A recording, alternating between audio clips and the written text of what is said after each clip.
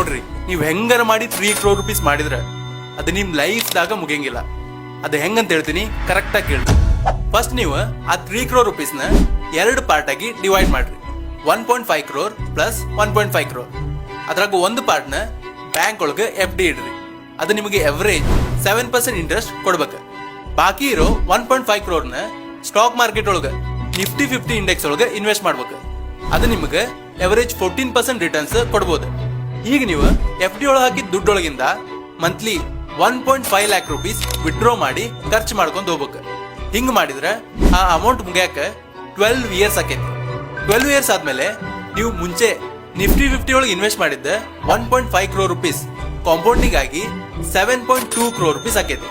ಈಗ ಆ 7.2 crore rupees ನ 2 ಪಾರ್ಟ್ ಆಗಿ ಡಿವೈಡ್ ಮಾಡಿ ಮುಂಚೆ ಮಾಡಿದ ತರ ಸೇಮ್ ಪ್ರೊಸೆಸ್ ರಿಪೀಟ್ ಮಾಡ್ಬೇಕು.